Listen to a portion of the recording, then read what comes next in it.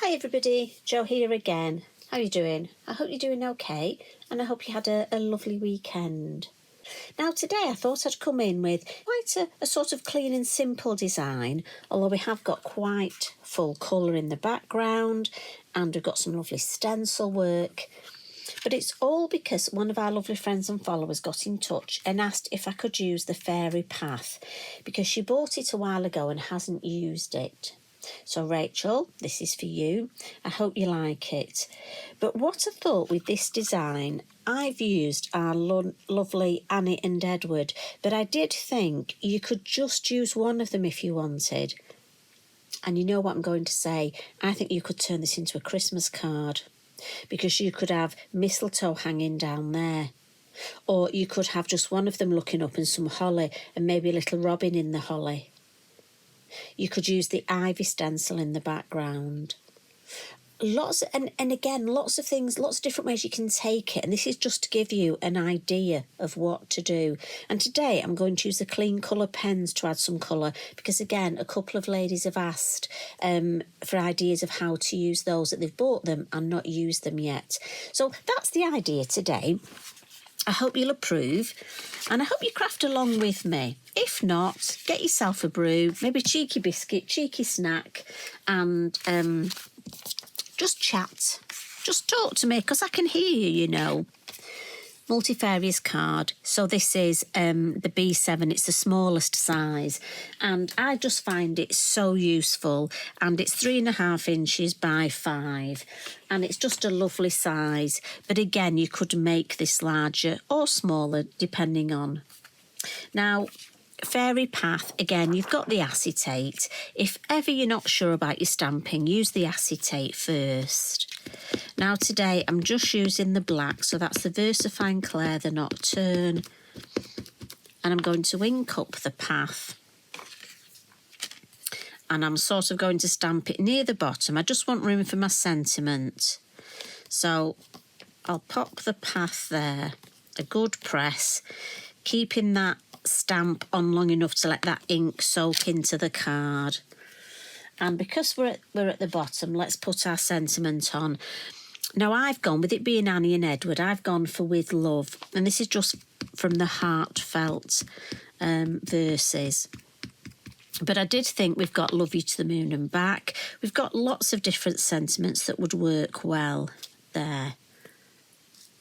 So again, this will be one of those designs you could actually stamp up and leave it and add your sentiment at a later date. I'm going to stamp Edward next. And again, if you're new to stamping, my suggestion is stand up and sort of put your head over, which isn't easy when you're doing a recording, but anyway, you'll let me off, won't you? Again, Edward's a silhouette stamp, so give that ink time to soak in, and hopefully you've got his feet on that top path. Now, as I say, you could leave it with just him and put some foliage here and a bird. See, I think that would be lovely in itself. But I'm going to just stick to my original. But what I love with designs like this is that part way through you can change your mind. So you could just have Edward. Bring that lovely fir cone branch. Make a Christmas version. Now again, I'm just going to look and put Annie sort of there. Now, what I did think is maybe this year, each time I make a card for myself, I could make a Christmas version. And then I'll start on my Christmas cards early. Now, I did think to have them looking up, as I say, you could have one of the robins, one of the birds, but I'm just going for one of the fairy charms. And I'm just going to turn my work sideways just because I find it easier. And on the charms, there's 2 with hearts, so I've gone for the more sort of ornate one. But again, you know, it's your choice. And I'm just going to give that a bit of a blot. VersaFine Clair, slow drying ink. So just before I add that stencil work. And again, this is just the way I tend to work. Stamping first, then my stenciling or my ink behind, and then finally those finishing touches. So this, I was thinking I wanted some foliage behind. And I sort of want it almost look like the foliage is growing up. So that's going that way. Now, when it came to colours, I want sort of a bright area. I'm thinking they've got the lamp and the candle. So I've gone for Sundance. So that's my Sundance there. And then I'm going to come in with Pixie Green and Blue Lagoon. So I'm going to put those one at each side, if I can remember where each one is. And I've got my brush for each colour. So I'm going to start with my yellow, and I'm just going to hold my stencil down. And it's sort of circular motions, but I am mindful of the shape of this stencil, and I don't want to catch any bits and go the wrong way. So I'm just going around where sort of the lighter area will be. And then into the green.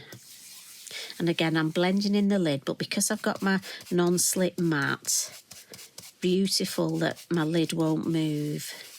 So it means that I can hold this, look, and I've got a hand free. Just need to manipulate that a little bit. And again, I'm being mindful, as I say, not to rush this because I don't want to just go under that stencil. And if I want to have a look, I can lift up. Yeah, happy with the way that's looking. So now to the blue. And again, I'm starting in each corner, especially when I've just inked up. And then I'm going to come into the green and just into where that yellow is. Again, into that green. Just want it a little bit darker at the top. So again, I can have a look. Right, I like that, but for me, I always like to come back in with that yellow and just blend over those edges of where it meets the blue, just so we get a nice colour tone. And then when I lift that up, look, we've got that lovely, and I love these blended areas. So it's almost that seamless blend. You can't see there where the yellow, the green, the blue.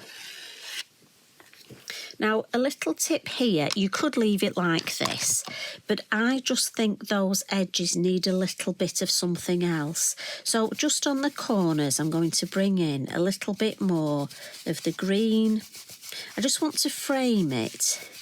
But what's nice about this is, although you're putting colour on colour, you will still see your lovely stencil work behind, but it just frames that. So round. So if I show you, can you see here?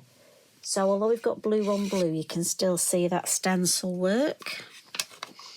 Then we'll pop that to one side for the minute because we've got that lovely ink on there. And I'm going to bring in a tag. Now I know I've got ink there, and I'm just going to give Mr. Eric a nice spritz because he's here fast asleep next to me. So 3 or 4 spritzes onto that ink, pop it down onto the tag.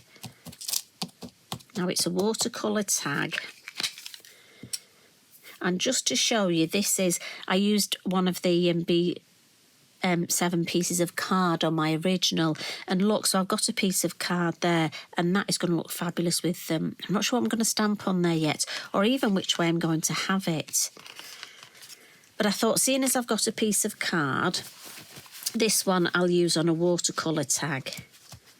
Now again, you have choices here. You can add some more ink, or you can leave it just like this as a background. So what I tend to do is have a sneaky look. Oh, I like that. I'm going to leave it. But I could, if I wanted, bring in and add some more ink. But I like the way this is looking. So I'm actually going to leave this because look at that. And that's tag partly done. Some butterflies on there, bit of colour around the edge, and that's going to be perfect for my Tag Tuesday. So, quick spritz. I could probably get another print off this, but we'll just give it a quick wipe. And again, I tend to pat with the stencils. I pat them dry front and back, because again I find if you rub you can just catch these bits, so it's a good habit to get into that. So if we bring back our original now, so now it's just, we're going to add some colour, and I'm going to come in with my Clean Colour pens. So Clean Colour pens, if you want to really use them, they're water reactive, and they will move better on watercolour card, but they still take very well to multifarious, and I'm using multifarious, but they won't move as much because it's not as water reactive. So that was just number 50, the yellow. And I'm also going to come in with, I've got my blender pen, and the other colours I've got 68 deep brown, 901 grey tint, and 64 oatmeal. And again, the way I approach it is I'm just going to add the darker colour just at the base of each of these stones. And if you look at the lines where Tracy's drawn, so just at the base, but also on these lines here and underneath. And then I'm going to come in with the brown and go over that darker colour. Now it will blend a little, as I say, it will blend more on watercolour card or on a tag. But what you can do, look, is pick up a little bit of the darker colour to blend it in and just move it, and then it will go back to your normal colour. And then I'm just going to come in with the grey and just blend over the top. I'm just going to add a little bit of grey just around these edges. And it just, you can see how it's moving.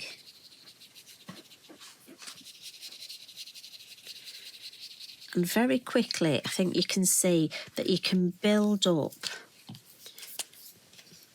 Now, I'm just going to add a hint of yellow just from the light there, not a lot.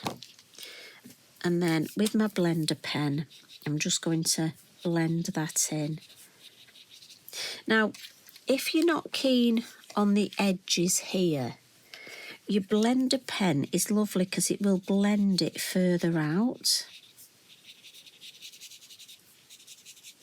And don't forget, it will activate that ink you've got underneath. You've got the Elements ink underneath.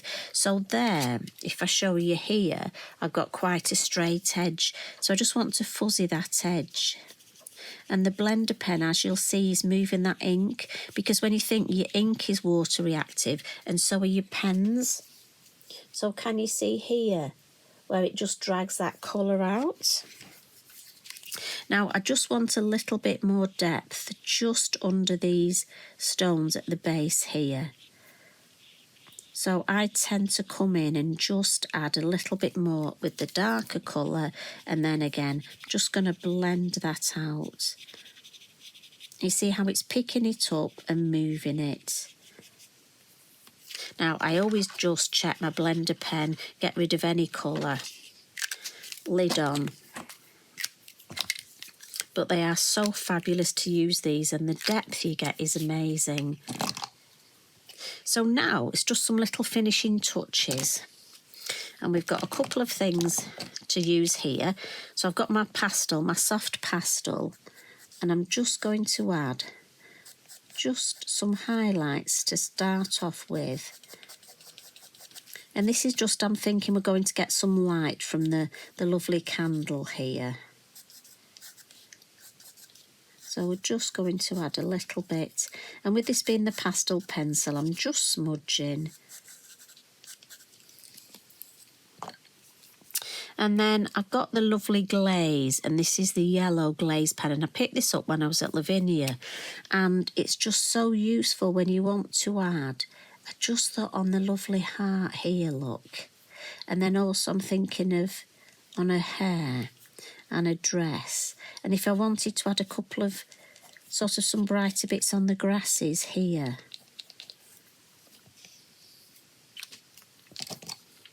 And then the Posca, again, depends how you want to add your white highlights. Now again, I've gone for, you know me, belt and braces. So I've gone for a little bit with the pastel pencil and then a little bit with the Posca. I just like the combination, and we'll just put a little bit on these, just as though it's catching the top of those steps there. And then finally for me, you can leave it like this, but just to elongate this path here, and where I've done that lovely blending out, if I just add with a fine liner some little dots, and it just extends that design and almost just finishes it off. And just some little lines, some little dots, don't overthink it. Can you see it just elongates the design and just sort of brings it all together, makes it look a more cohesive design. And to me, it's these little finishing touches that make all the difference. And as you can see, this is the one where I've added just a little bit of black card around. And then this is the one we've just created. And the good thing is we've got that lovely tag which is drying, and look how that's dried. That's a fabulous starting point for it. Look at that, and that was free. That you would have just cleaned up. And we can't let that happen, can we? So I can't wait to play with that. And also, if you're having problems with Mr. Mojo, creating the next design gives you a starting point. So that always helps.